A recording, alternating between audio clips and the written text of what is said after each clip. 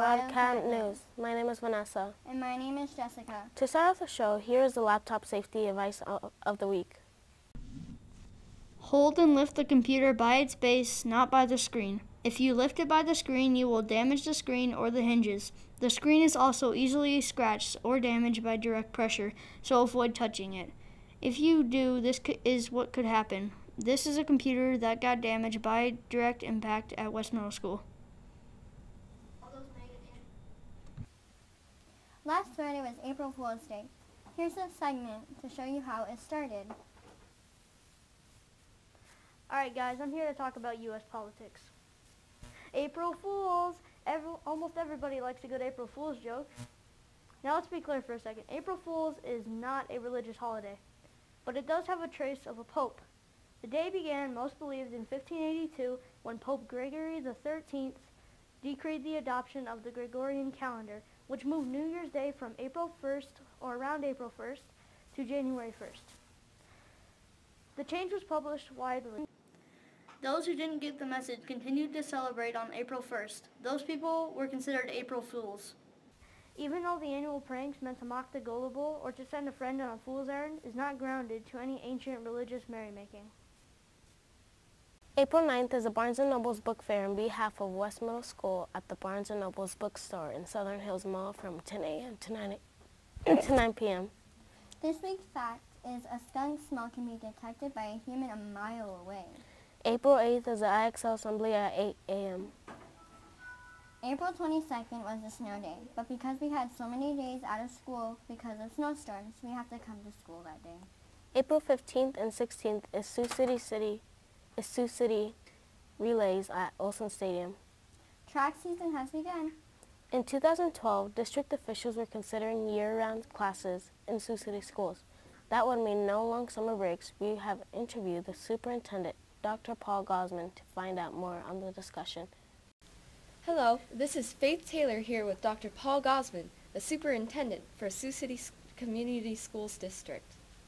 So, what were district officials considering doing when there was talk of year-round school?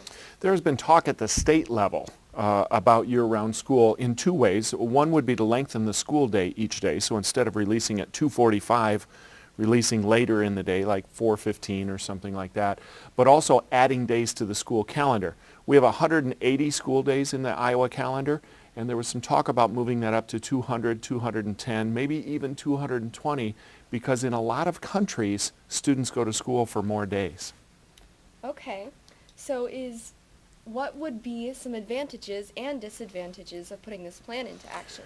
Well, the biggest disadvantage to it for the state's budget is that it would be very expensive to add days to the school calendar and to add length to the school day. The biggest advantage would be that obviously students would have more time in school, which I know not everyone would be excited about, but would be better for everyone's learning opportunities. Okay, so is year-round school still something district officials are talking about doing? No, that's just not something that our budget can handle at this time, and the state regulates how many days we are supposed to have, so at this time we'll continue having 180 days in our school year. Okay, thank you for your time. You're very welcome. This week's survey is, what did you do over spring break? What did you do during spring break? I slept. What did you do during spring break? I spent time with my husband and my 4 kids, and we also had family in town. What did you do during spring break? I went and I got new clothes for honor choirs. What did you do during spring break? During spring break, I shoveled a lot of snow all of Thursday, and then we visited with Grandma, and the night before we went to the mall and rode those big stuffed animals and rode the carousel. What did you do during spring break? On Thursday I shoveled, and then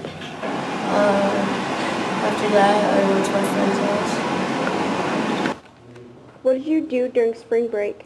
I went to Omaha and visited my cousin and my grandparents to celebrate Easter, and other than that I just played video games and ate candy. What did you do during spring break? I went to my bowling league, then I had an Easter egg at my house and at my grandma's, and I had a lot of fun. What did you do during spring break? Went to a party. What did you do during spring break? I rode my bike and wrestled my dad.